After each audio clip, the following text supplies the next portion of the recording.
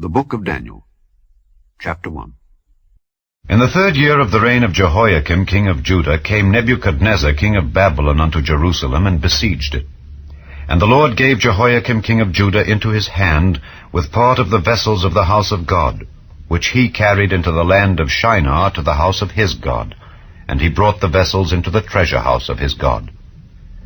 And the king spake unto Ashpenaz, the master of his eunuchs, that he should bring certain of the children of Israel, and of the king's seed, and of the princes, children in whom was no blemish, but well-favored, and skillful in all wisdom, and cunning in knowledge, and understanding science, and such as had ability in them to stand in the king's palace, and whom they might teach the learning and the tongue of the Chaldeans. And the king appointed them a daily provision of the king's meat and of the wine which he drank, so nourishing them 3 years, that at the end thereof they might stand before the king. Now among these were of the children of Judah Daniel, Hananiah, Mishael, and Azariah, unto whom the prince of the eunuchs gave names.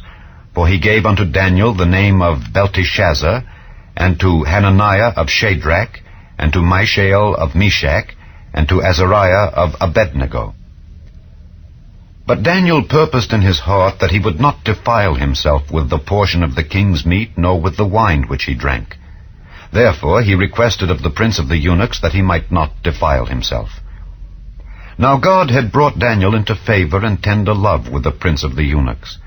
And the prince of the eunuchs said unto Daniel, I fear my lord the king, who hath appointed your meat and your drink. For why should he see your faces worse liking than the children which are of your sort? Then shall ye make me endanger my head to the king.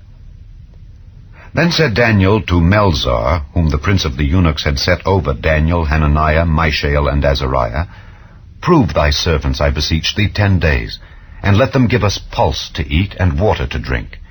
Then let our countenances be looked upon before thee, and the countenance of the children that eat of the portion of the king's meat.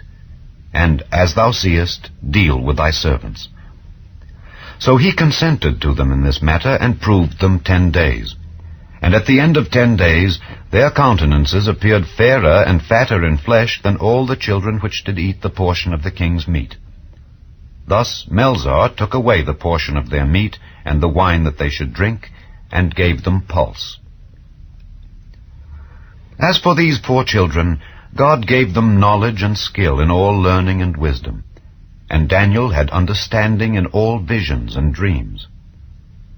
Now at the end of the days that the king had said he should bring them in, then the prince of the eunuchs brought them in before Nebuchadnezzar. And the king communed with them. And among them all was found none like Daniel, Hananiah, Mishael, and Azariah. Therefore stood they before the king. And in all matters of wisdom and understanding that the king inquired of them, he found them 10 times better than all the magicians and astrologers that were in all his realm.